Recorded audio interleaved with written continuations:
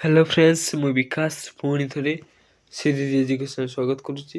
ଆଜି ଆମେ ପଢ଼ିବା ସେଇ +3 ସେକେଣ୍ଡ ଇୟର୍ର +3 ଫାର୍ଷ୍ଟ ସେମିଷ୍ଟାରର ବା +3 ଫାର୍ଷ୍ଟ ଇୟର୍ର AECC ଯେଉଁଟାକି କମ୍ପଲସରି ସବଜେକ୍ଟ ସମସ୍ତଙ୍କର ଅଛି। ଏନଭାରମେଣ୍ଟାଲ ବା ଓଡ଼ିଆରେ ପରିବେଶ କହନ୍ତି। ପ୍ରଥମେ ଏକ ମାର୍କିଆ ଆଲୋଚନା କରିଥିଲେ 140ଟା ନା 45ଟା, ତାପରେ ଏବେ ଆଲୋଚନା କରିଛନ୍ତି 26ଟା। ଏବେ ଆଉ ଗୋଟେ ଭିଡ଼ିଓରେ ଏକ ମାର୍କିଆ ସର୍ଟ କୋଶ୍ଚିନ୍ ଆଲୋଚନା କରୁଛନ୍ତି ଯେଉଁଟାକି 26ଟା ଯାଇଛି। ବାକ୍ୟ ଗୁଡ଼ିକ ତାପରେ ଉତ୍ତର ଲେଖ, ଗୋଟିଏ ବାକ୍ୟର ଉତ୍ତର ଦିଅ। ଗୋଟେ ଭିଡ଼ିଓ ଯାଇଛି ଏହାର, ପୁଣି ଏଇଟା 2 ନମ୍ବର ଭିଡ଼ିଓରେ ପଡ଼ିଛି। ଓକେ, ଯେଉଁମାନେ ଭିଡ଼ିଓକୁ ଦେଖୁଛନ୍ତି ଲାଇକ୍ ସେୟାର ଏବଂ ସବସ୍କ୍ରାଇବ୍ କରନ୍ତୁ ଏବଂ ତୁମ ସାଙ୍ଗମାନଙ୍କ ସହ ସେୟାର କର। ଓକେ, ଏବଂ ଟେଲିଗ୍ରାମରେ ଜଏନ୍ କର। ସବୁ ଟେଲିଗ୍ରାମ ସବୁ ପ୍ରକାର ଆଲୋଚନା କରିବା। ଓକେ, ବନ୍ୟଜନ୍ତୁମାନଙ୍କର ହ୍ରାସର ଏକ କାରଣ ଲେଖ। ଜଙ୍ଗଲ ହ୍ରାସ। ପରିବେଶ ସୁରକ୍ଷା ଆଇନର ଏକ ବୈଶିଷ୍ଟ୍ୟ ଲେଖ। ଏହି ଆଇନ ମାଧ୍ୟମରେ ପରିବେଶର ପ୍ରଦୂଷଣ ଜନିତ ସମସ୍ୟାକୁ ଆଶାଜନକ ଦିଗରେ ସମାଧାନ କରାଯାଇପାରିବ। ପରିବେଶ ସୁରକ୍ଷା ଆଇନର କେନ୍ଦ୍ର ସରକାରଙ୍କ ଏକ କ୍ଷମତାଦେଶ ପ୍ରଦୂଷଣ ନିୟନ୍ତ୍ରଣ ଓ ନିରାକରଣ ନିମନ୍ତେ ଦେଶବ୍ୟାପୀ ଯୋଜନା ପ୍ରଣୟନ କରିବା ଓ ଏହାକୁ କାର୍ଯ୍ୟକାରୀ କରିବା। ପରିବେଶ ସୁରକ୍ଷା ଆଇନର ଏକ ରାଜ୍ୟ ପ୍ରଦୂଷଣ ନିୟନ୍ତ୍ରଣ ବୋର୍ଡର କାର୍ଯ୍ୟାବଳୀ ଉଲ୍ଲେଖ କର।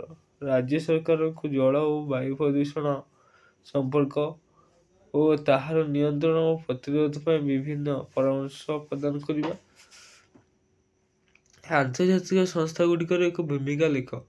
International atomic energy agency, okay, IAEA। ଏଇ ଫୁଲ୍ ଫର୍ମଟା ମନେ ରଖିଥିବ, ତାହେଲେ ପରୀକ୍ଷା ସର୍ଟ ମାର୍କିଆ ପଢ଼ିବ।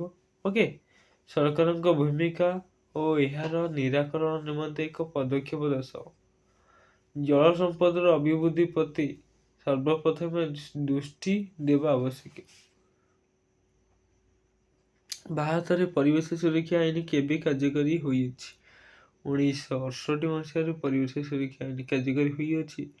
ଜଳ ପ୍ରଦୂଷଣର ପ୍ରତିରୋଧ ଓ ନିୟନ୍ତ୍ରଣ ଆଇନ କେବେ ପ୍ରଣୀତ ହୋଇଥିଲା? 1947 ମସିହା। ପରିବେଶ ଆଇନ କେବେ ପ୍ରଣୀତ ହୋଇଛି? 1981 ମସିହା। ବାୟୁ ଆଇନ କେବେ ପ୍ରଣୀତ ହୋଇଛି? 1981। ବନ୍ୟପ୍ରାଣୀ ଆଇନ କେବେ ପ୍ରଣୀତ ହୋଇଥିଲା? 1972 ମସିହା। ଭାରତୀୟ ଜଙ୍ଗଲ ଆଇନ କେବେ ଲାଗୁ ହେଲା? 1927 ମସିହା। ବାୟୁ, ଜଳ ଓ ଜଙ୍ଗଲ ସମ୍ବନ୍ଧରେ ଆସନ ଓ ସେଗୁଡ଼ିକର ଏକ ଉଦ୍ଦେଶ୍ୟ ଲେଖ। ଭାରତରେ 1987 ମସିହା ଠାରୁ ବିଭିନ୍ନ ସମୟରେ ବାୟୁ, ଜଳ ଓ ଜଙ୍ଗଲ ସମ୍ବନ୍ଧରେ ଆଇନ ପ୍ରଣୟନ କରାଯାଇଥିଲା। ପରିବେଶ ସୁରକ୍ଷା ନିମନ୍ତେ ଦୃଷ୍ଟି ଦିଆଯାଇଛି। ବାୟୁମଣ୍ଡଳ କ'ଣ?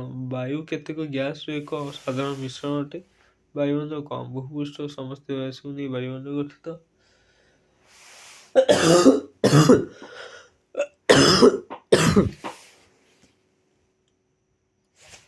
ମୃତ୍ତିକା କାହାକୁ କୁହାଯାଏ? ପୃଥିବୀର କଠିନ ପୃଷ୍ଠଭାଗକୁ ଉତ୍ତର କୁହାଯାଏ। ଏହା ସିଲିକନ୍, ମାଗ୍ନେସିୟମ୍, ଆଲୁମିନିୟମ୍ ଆଦି ଯୌଗିକ ପଦାର୍ଥ ଗୁଡ଼ିକ ଦ୍ୱାରା ଗଠିତ। ପାରିପାର୍ଶ୍ୱିକ ବିଜ୍ଞାନର ଅର୍ଥ କ'ଣ? ଗ୍ରୀକ୍ ଭାଷାର ଇକୋଲୋଜି ଶବ୍ଦଟି ଦୁଇଟି ଶବ୍ଦର ସମଷ୍ଟି ଓକିୟସ୍ ଏବଂ ଲୋଗୋସ୍। ଓକିୟସ୍ର ଅର୍ଥ ଜୀବର ରହିବା ସ୍ଥାନ ଏବଂ ଲୋଗୋସ୍ର ଅର୍ଥ ପଢ଼ିବା। ପରସଂସ୍ଥା କହିଲେ କ'ଣ ବୁଝ? ଗୋଟିଏ ଜୀବର ପରିବେଶ ହେଲା ତାର ପରିପାର୍ଶ୍ୱରେ ଥିବା ପ୍ରାକୃତିକ ଅବସ୍ଥା। ପ୍ରଦୂଷଣ କ'ଣ? ପରିବେଶରେ ଥିବା ବାୟୁ, ଜଳ ଓ ମୃତ୍ତିକାର ଭୌତିକ, ରାସାୟନିକ ଏବଂ ଜୈବିକ ପ୍ରକୃତିର ଅନିଚ୍ଛାକୃତ ପରିବର୍ତ୍ତନକୁ ପ୍ରଦୂଷଣ କୁହାଯାଏ।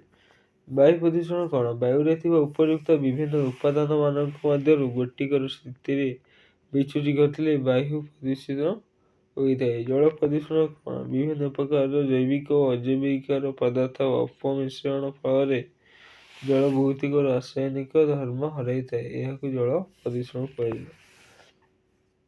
ଜଳ ପ୍ରଦୂଷଣର ଏକ ପ୍ରଭାବ ଦୋଷ।